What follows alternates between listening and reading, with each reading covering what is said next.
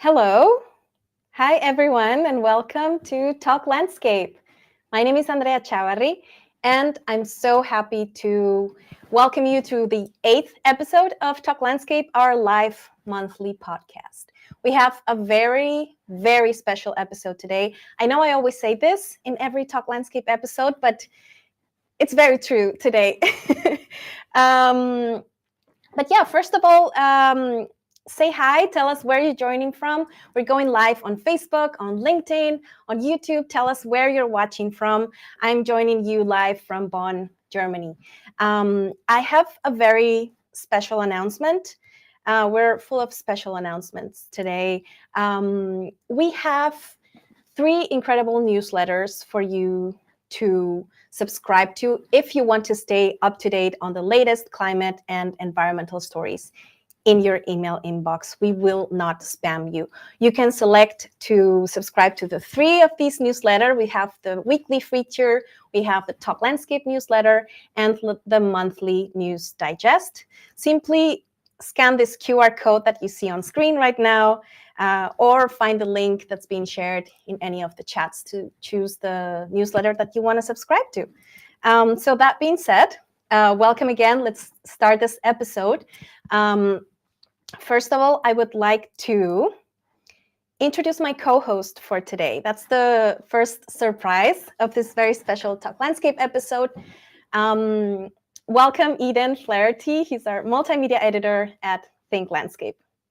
Hey, thank you. I'm really excited to be here today and to be able to talk about the narratives. Exactly. So we are discussing who gets to talk about the climate crisis today.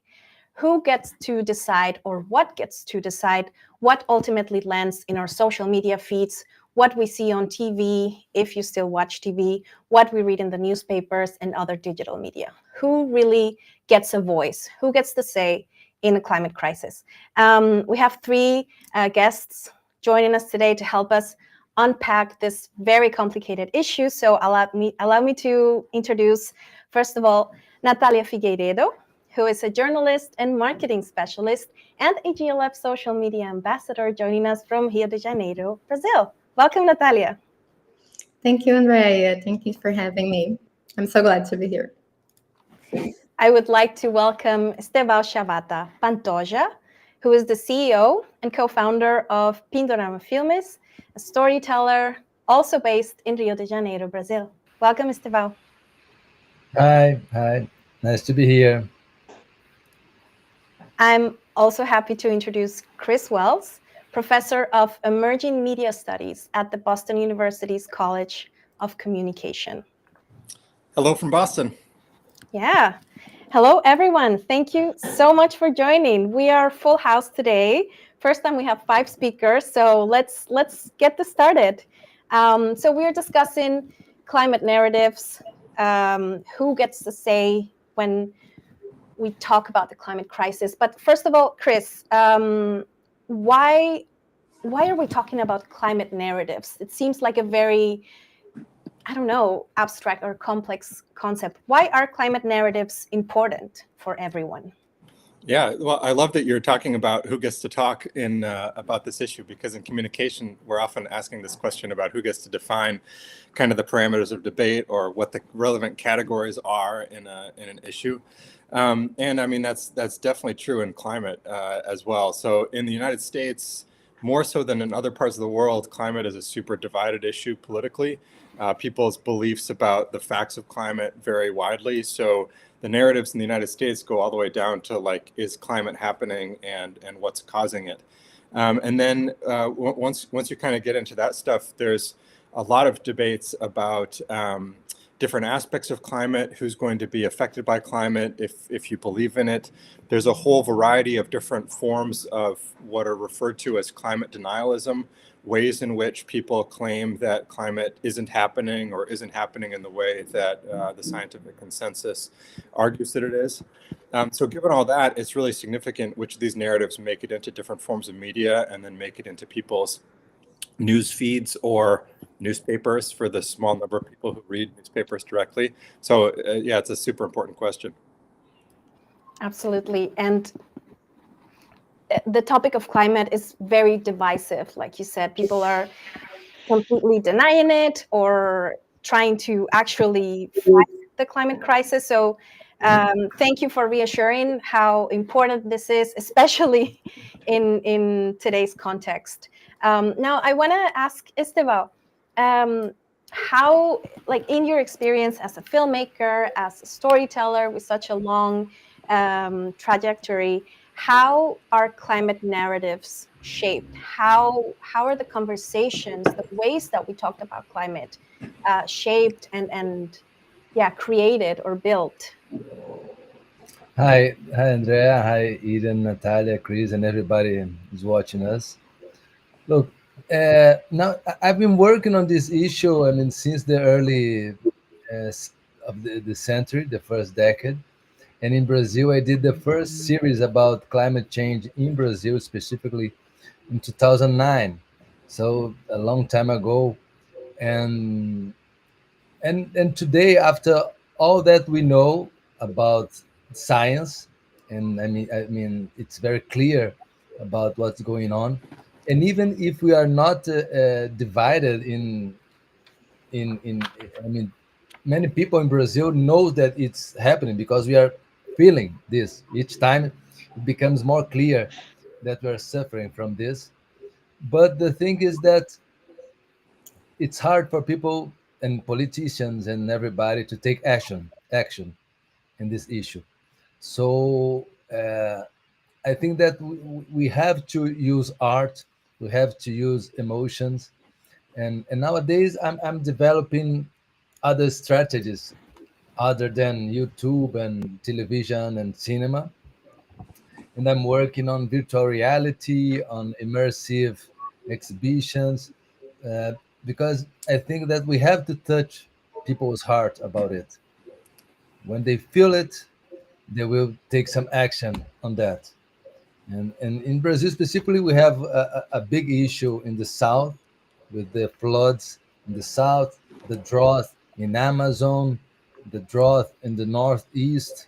So kind of people is aware of what's going on, but now we have to take action on this issue. So I think that we should use the emotions to transmit what exactly is going on.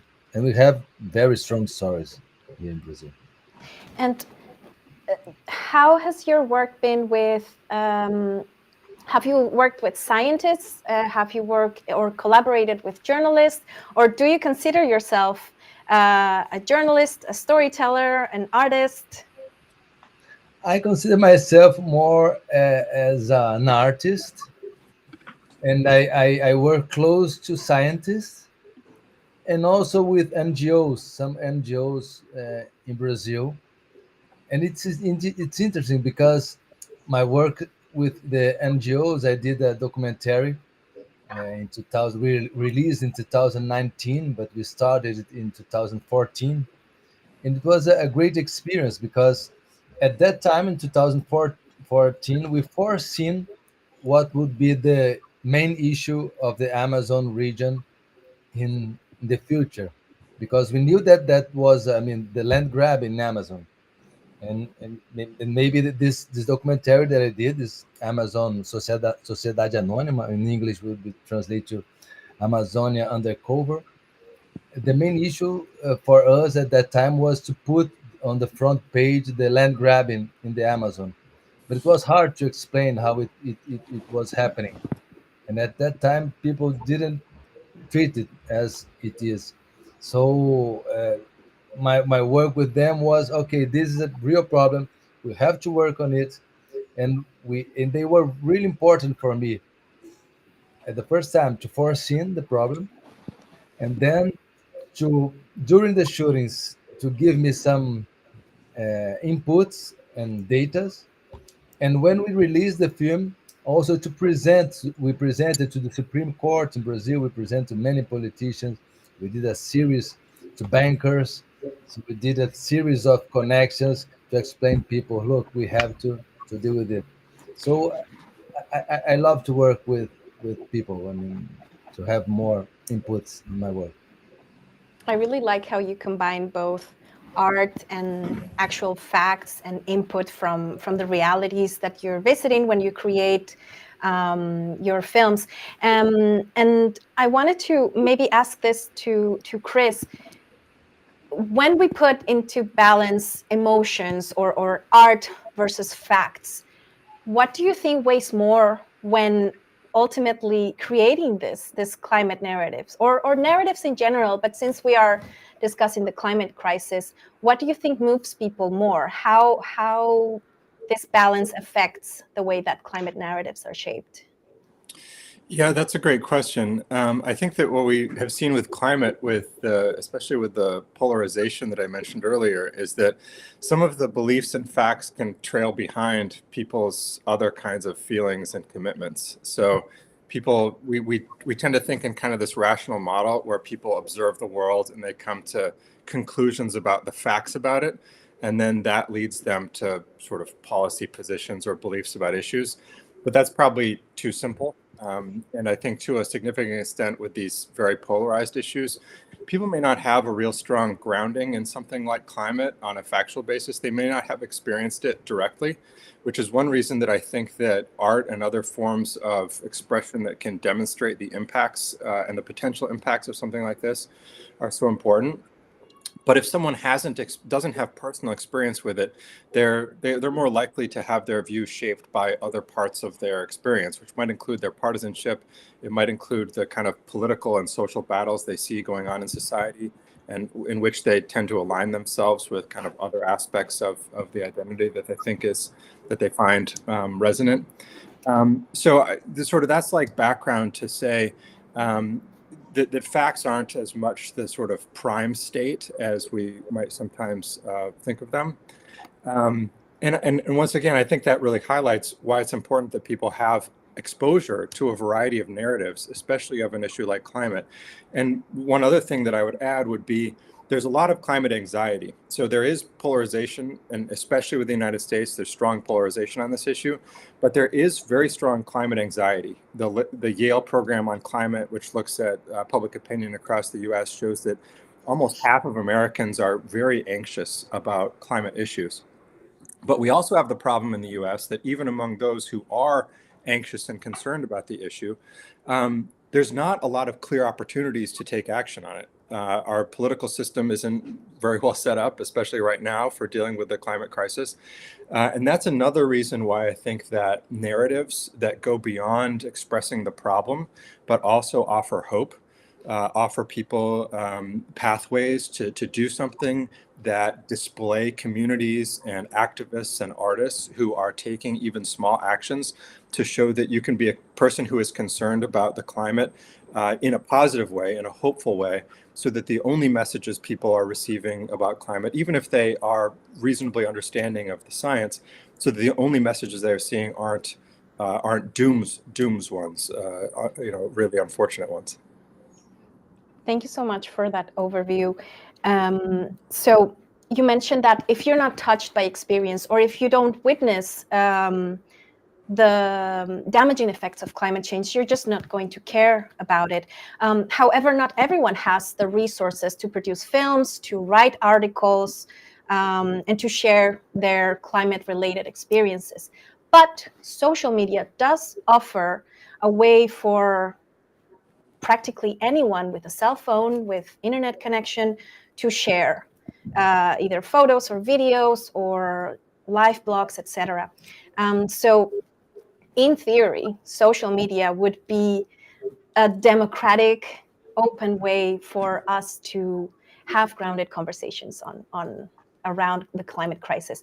And now I want to ask Natalia, in your experience as journalist, as a marketing specialist, as a content creator, as a podcaster as well, how do you think this translates, or how do you think climate narratives are shaped in social media? Yes, thank you for the question.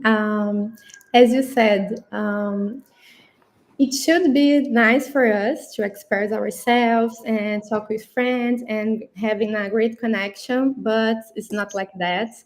I research internet a lot through my work for my clients, and even though this space started as a place of global connection, things changed a lot, and the segmentation of digital bubbles starting change our relationships. So it's hard to fight against this, and disinformation gain unprecedented speed and scale. Instead of creating bridges, we built walls that pushed many people towards extremists and many other simple steps away, and don't want to stay over there to read something. I don't know if you know that, but today more than 50% of global online traffic is generated by bots. So organizing information has become a huge challenge for us. There is actually a technique on Google that you can use, like before 2023, to find content from before the flood of artificial intelligence material that confused the algorithm. And some projections says that 99% of online content will be produced by robots and only 1% by human, according to the Copenhagen Institute of Future Studies. AI is still a great assistance, but they serve two corporations, which have their own biases. So it's hard for us, but we have to be there, like doing our content, expressing our stories, and telling people what is going on. Because if not us, who? And the opposite is some real famous TV host in Brazil saying that the Amazon represents only 1% of the world, so it doesn't matter for climate change.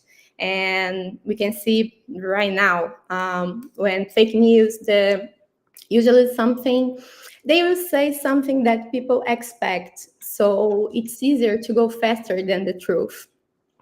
And usually it's like something that maybe it's not a total lie, but for out of context, out of context, or out of time, and it's easy to people to spread that. It's also easy because in Brazil we have like one kind of cell phone plans that offer people only use social media. They can go straight to the website, so they read the titles and spread with friends. So it's much more easier to have a live operation, a live supply chain, to then produce real stories. It's hard for us, but we are still here doing our jobs. Fantastic. I'm gonna jump in now, and I have another question for Chris, but it actually just builds on what Natalia was saying there, because not all climate narratives are positive. Unfortunately, there's a lot of misinformation, and there's a lot of disinformation, and there's a lot of challenging narratives around climate change and the climate crisis. So, Chris, I was wondering, could you perhaps explain the difference, first of all, between misinformation and disinformation, if you could? And then also maybe tell us about what are some of the problematic or challenging narratives that are being presented at the moment, and what they're doing to the wider climate narrative. Sure. Yeah. So mis and disinformation are distinguished mostly through the question of intent. Mm-hmm. So it doesn't have to do with their wrongedness, if you will, but more the intent. So the idea of misinformation is that it's information that's being spread around that somebody may not spread maliciously. It may be untrue, but they might think it's true, or they might sort of not care if it's true. Whereas disinformation is misinformation that is spread purposefully for some kind of political or other economic, it could be, goal. And that turns out in research to be maybe not that useful, because it's often really difficult to know what an actor's incentives are in sharing mis or disinformation. But okay, so some of the narratives. So I might distinguish between sort of the most flagrant forms of climate denialism that we see out there, things like claims that it isn't happening, that the charts are rigged, that the famous hockey stick chart with temperatures going up really fast in the second half of the 20th century, and CO2 levels as well is false, that kind of stuff. There's a whole ream of that kind of material that's out there, and you can detect it in social media. There are different actors that are spreading it. Many of them may be bots, to Natalia's point. Skeptical Science is a great website that has cataloged and gone through what the actual science is on things like solar flares and which parts of the Antarctic ice cap are melting and those kinds of things. But let me add to that kind of more mundane forms of information that aren't necessarily false, but are more misleading. This is what we saw in our study, not of social media, but of native advertising in American news media. So this is advertising that is made to look like news articles, but it is placed and paid for, and usually has a small disclosure from a company. And we looked at fossil fuel companies' native ads in American media. And the kind of information we see there is not those flagrant kinds of disinformation. They are not claiming that climate change isn't happening, which ExxonMobil was, 15 and more years ago, but not in recent native advertising. Instead, it's, you could argue more insidious. It's this argument that natural gas is going to solve all of our problems because it is less CO2 intensive than coal, but it's still a carbon fuel that's still pumping carbon dioxide into the atmosphere. That sits alongside other messages that all support the premise that fossil fuel companies are in the process of solving the climate problem, and that the message is kind of, if we just sit tight and let them do their work, they're going to solve the problem. There's a few more sub-narratives underneath that. There's a lot of promotion of technologies that are quite questionable. Maybe the most infamous one was ExxonMobil advertising that with something they called green algae. They were going to get off of fossil fuels, essentially. That never panned out, and a couple of years ago, they even pulled the plug on the small algae program that they had. So we were highlighting with that study some of the problems with those even more mundane forms of climate, maybe not misinformation, but misleadingness that could lead citizens to conclude that we don't need larger action on the issue. That's really interesting. It's interesting to hear an example of like that purposeful, pushing of the narratives through the use of advertisements and stuff. Before I move on to the next question for one of our guests, I'm just going to ask the audience, because I know we have people joining us on Facebook, LinkedIn, and on YouTube.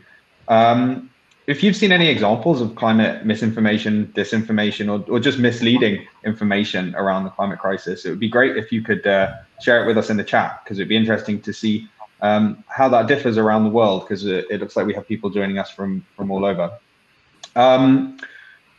So while you do that, Estêvão, you've had a long career as a filmmaker. Have you seen the narratives around climate, or the attitudes to climate, change over your career as a filmmaker?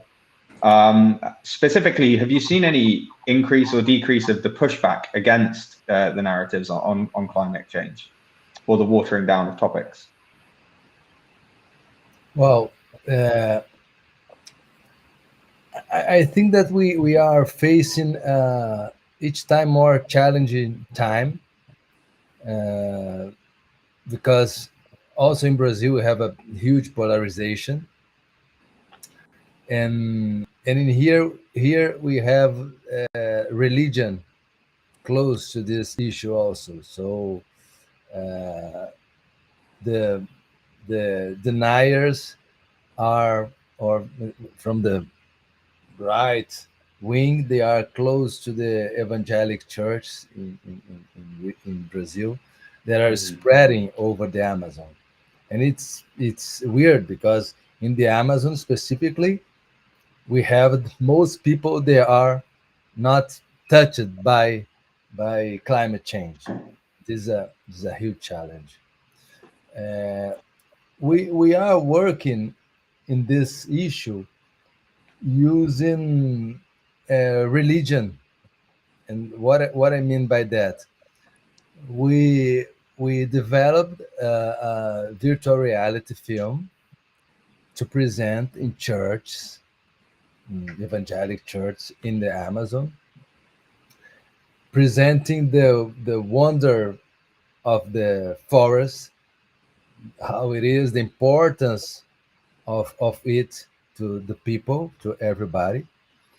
And it is presented by a chief, an indigenous chief. So they have I don't know how to say in English, a lugar de fala, where she can write to speak about the forest and from the forest. But the central idea is that in the end of the film, where you experience this wilderness, where you see animals, you go to the rivers, and you go up high to 40 meters tree, Sumauma tree. The end, the question that raises is, what are what are you and your church doing about the creation of God? So this changes completely the the way people are thinking, because and this leads to, who are you supporting politically? People that are destroying, or people that are preserving the creation? So I think that we should now use other tools to touch people. You know, we should use religion, we should use humor, we should use emotions, we should use whatever we have to, because I think that, as I said in the beginning, the films and the facts, they have already been presented. Science has already been shown for everybody. It's clear. Who doesn't see is because, or you don't want to assume this, or you have someone that is telling you not to hear things like that. And I think that's something very important that Chris said. It's about the positive narrative that we need nowadays. Because other thing is that when you say, look, the crisis, everything is going wrong, we are close to the end of the world, we are already uh, under a lot of problems, political problems, financial problems, problems with our family, psychological problems. We don't want more problems. So this also pushes people back from from getting into action on the crisis, climate crisis. We have to give a way of living, of thinking about this. And I think that the main thing about that we should also put on the table is that it's about life. Life in the universe is something special. What we have here, we don't have, or at least we don't know where we have something similar to it in the whole universe. So that's what can defeat the end of the world. Life, and life in every forms of life. So also this empathy with other, with plants, and presenting. Now I'm writing a play to be presented in theaters all over Brazil, and the idea all is all the to fight against this idea of the end of the world. That also the people that commands our social media and the technologies are building bunkers, or are planning to take people to Mars and things crazy, things like that. And I have to say, come on, this is absurd. This can't go like this. You have to think in another way. You have to understand that, for instance, in your and we should connect science and traditional knowledge, science and religion. I mean, okay, the Bible says that it was in 3 days, 6 days, that the world was built. Okay, this is a beautiful image, but we know from science that it's 4.5 billion years. But it doesn't it's not against the idea of 6 days. It just said, wow, it was not 6 days, it was 4 billion. This gives me more a feeling, a deep inside of emotion, to think about, wow, what a wonderful world we live in it. We took 4.5 billion years to make the paradise. So I think that we have to bring some new inputs, and think ways of getting out of this idea of the end of the world. Nice, thank you. Do you think as the narratives become more divisive, and maybe all of the conversations become split along harder lines, do you think a way to respond to that is by being more positive in all of the narratives that we do use around climate? In a way, more positive, but people that suffers in their everyday life what's Mm-hmm. going on, because I think also that we that live in some places in the world, we don't we don't feel until now very much what's going on. We kind of have a air conditioner, or we have some facilities, or no, it's not like that. But many people, and I read here on the people that are watching us, one person from Nepal say, look, huh, I'm being affected by this. Has to be presented, because Mm-hmm. dramas and deep feelings also move people. We have to present stories that move people through drama, or through humor, or through religion, or through anything, but have to move people to understand what's going on in our world. Thank you. Cheers.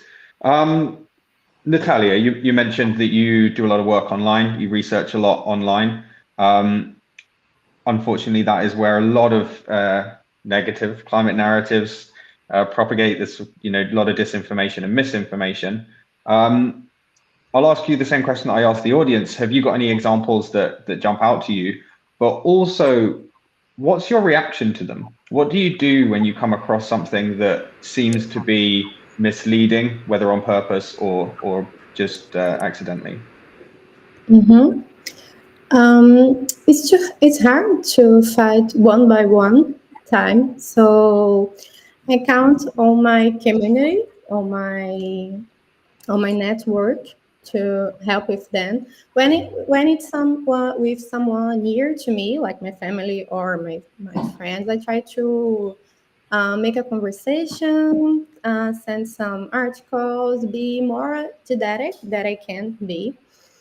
But speaking also from my newsroom experience, when we talk about like the traditional media, we have to remember how important journalism is for our democracy.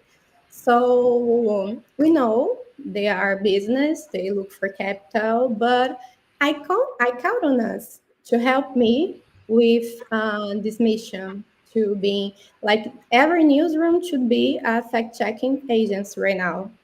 We need everyone to help on this mission. Yesterday the Intercept Brazil released a list of the main media sponsors during the COP.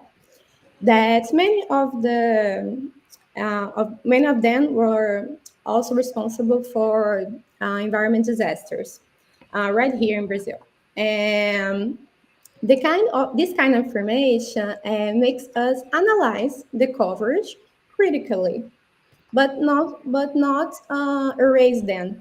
You know, our very first lesson in J school is that there is no impartiality. We have to read, watch, and listen, and everything, but always with a critical eye. So this is a lesson I think for everybody. That includes creators too. When we follow someone, it's important to know which brands support them. Not the good side and the bad side, you know. So I try to not take this easy path of saying that everything is the media's fault, especially because we already live in this deep misinformation time. So yeah, I count on Jen to help me with that.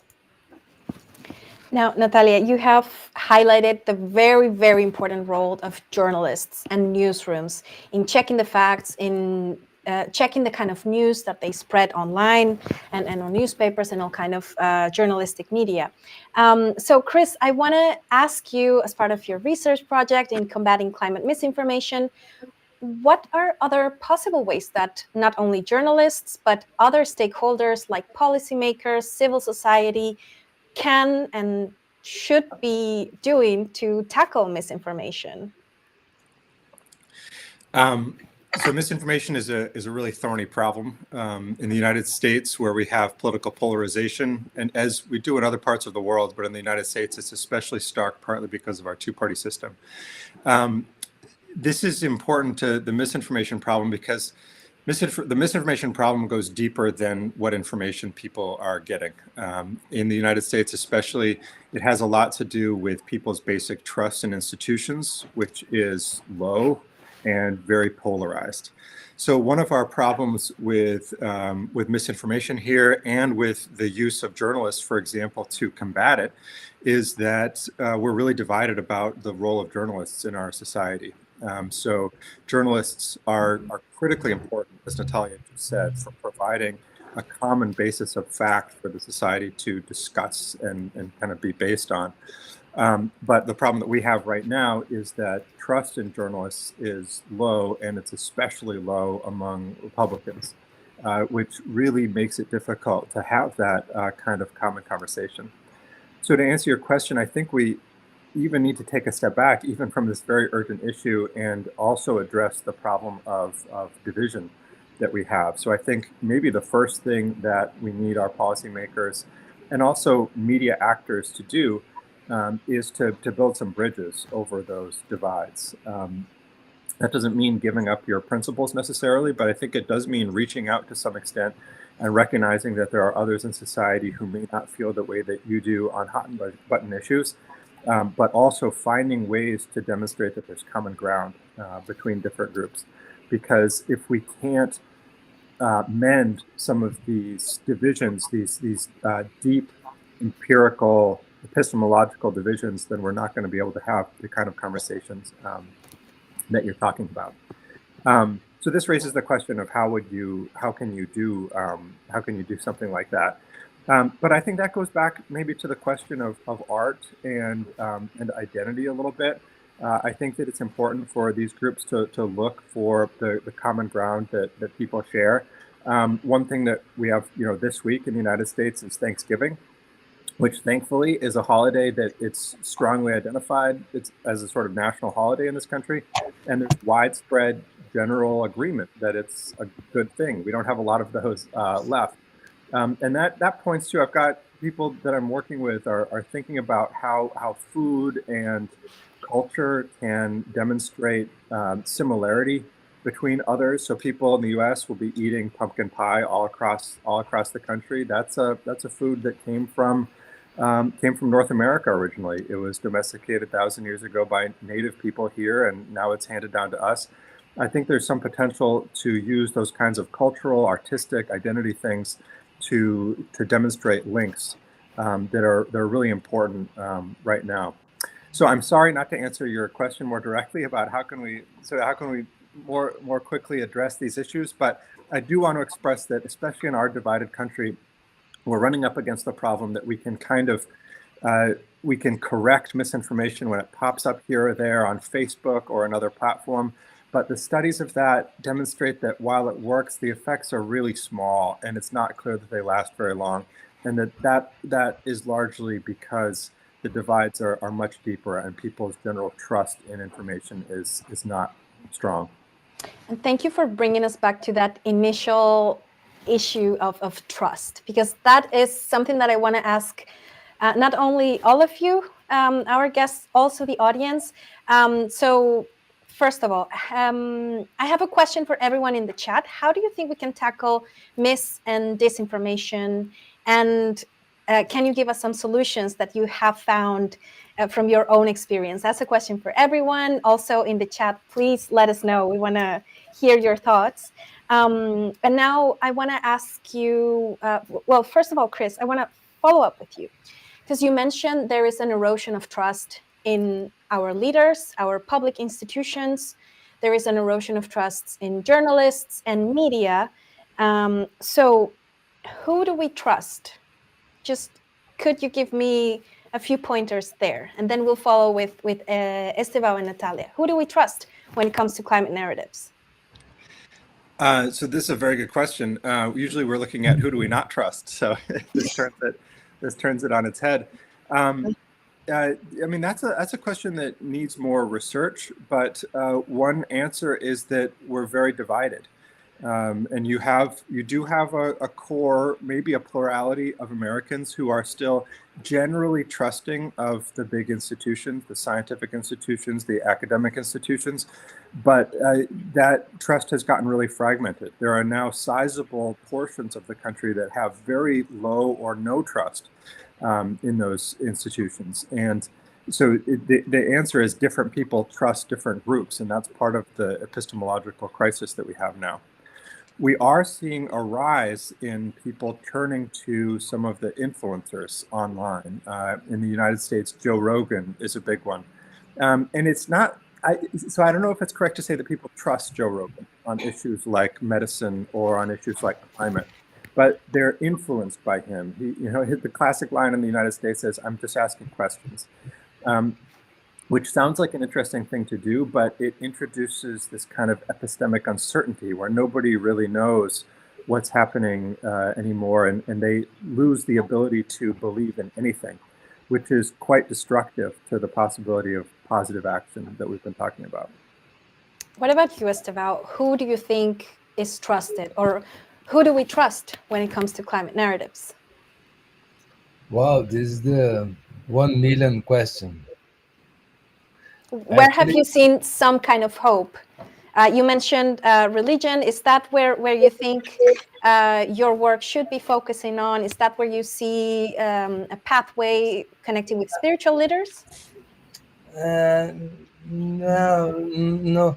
Actually, what I really can say is that I have friends that are kind of deniers, and I am very patient with them to talk about it. So I said, look, this is a little bit more complex, because sometimes they are not exactly deniers, but people don't have the whole information of what's going on, or through social media they receive a phrase that resumes the situation that seems to be reasonable. But when you look on the wide portrait of the situation, it's not like that. So usually I love to talk to people. I think that we have to have this ability of hearing people and talking to people and explain what's going on, unless they don't want. I mean, there is a quote of a writer here. I don't. I think it's Portuguese or Brazilian.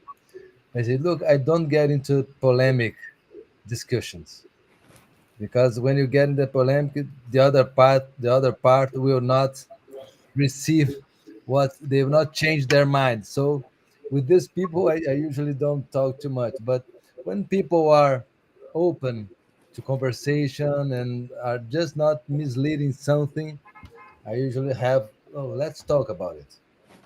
We need to have time to talk to the people, and this is also something that can change people's life, to have time to do things. It's another thing that I'm thinking a lot about. It is not to hurry, to have time to dedicate to other people. This can make the change. What about you, Natalia? Who do you think we can trust? Right now there is many people doing a great work in the climate agenda. A lot of young, elder, like there is a lot of people that we can watch and learn from. But I think I get all my hope from my community, like talking with people, going to the ground. As a journalist, I'm also a storyteller that learning how to work with data. But people barely remember about the numbers. It's to give me like authenticity or giving me a chancela, but they remember the stories that make feel something, and this feeling is what drive change. So if you look at the stories, you have a good beginning to believe and to get trust. I also want to highlight a comment from Josh Graphics watching on Facebook, who has 3 very practical, insightful tips on tackling misinformation, or at least sharing their experience on how they do it. Seeking clarity, getting info from trusted or licensed sources, and approve before spreading the news. I think those are very useful tips. I think the first, seek clarity to avoid authenticity, might be a typo. I hope so, because we don't want to avoid authenticity, but we do want to seek clarity. So thank you, Josh. And I'd love to get more comments and more insights from the audience on who do you trust when it comes to climate narratives, who you listen to. Are you listening to journalists? Are you listening to podcasters? Do you engage in social media discussions when it comes to misinformation or disinformation? How do you react online? So thank you, everyone in the chat, for sharing a bit about your experience, and thanks to Natalia and Chris and Estêvão for sharing as well on who could be trusted or where we could find some kind of hope for authentic climate stories. And Natalia, as you mentioned, you're a content creator. You work on social media as well, and you tell stories from the communities. I want to ask you, since you are also a GLF social media ambassador, part of a youth volunteer program, how do you think we can support young people in taking part of the climate conversation and shaping the climate narrative? Mm-hmm. Yeah, this space that we work, it's a really valuable space, the Global Landscape Forum, this volunteer program. It's a place where people can talk with this global network and see that their voices are seen, the stories are seen. So this is a great initiative, so I would recommend it a lot. But also be audience, ask yourself who are you following, what stories are you listening. So try to expand your vision and see what people are doing around there with no prejudice because of the age or something. There is a Nigerian writer I really like, named Chimamanda, and she reminds us the danger of a single story. What she said is that single stories can create stereotypes, and the problem with the stereotypes is that they are not untrue, but they are incomplete. So incomplete narratives can shape our perception of people, communities, and I would add climate crisis too. So expand your perception and read what young people are writing and producing all over the world. Cool. Thank you very much. And Natalia, I'm sorry, I'm going to have to ask you another question straight away because we have one in the chat, but I will actually also open this up to everybody else in a second. Not sure the exact wording of the question, but it is about the role of AI and the positive role of AI potentially, because you mentioned it earlier, but could you maybe, in your mind, what role does or could AI have in climate narratives? And I guess that's specifically LLMs rather than kind of more niche niche AI tools. What AI tools we can use? Just what role AI currently plays or could play in climate narratives, positive or negative. Okay. I work with artificial intelligence. It's a perfect assistant for us to organize content, to helping with some operational activities that you need, but you can't trust on the AI information. I saw many times like people having some doubts and go to ChatGPT to ask about that. And they tell us like, maybe you have to compare or make a research after that. So the trust that we were talking about can't be directed through our artificial intelligence service, because they are from some corporation that has their own goals, and we don't need to be part of this specific vision of the world.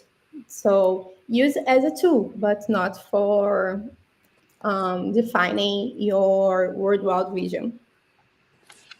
Cheers. Thank you, Chris. I'm just going to kick that straight over to you as well. Artificial intelligence. Mm-hmm. Yeah. Well, hard to avoid as a topic, I think, in any of these conversations at the moment. Yeah, no, it definitely is. I think there's a lot of dangers. I think there's a lot of I think we are seeing, and we will see, more fragmentation due to artificial intelligence flooding information systems, as Natalia has already said.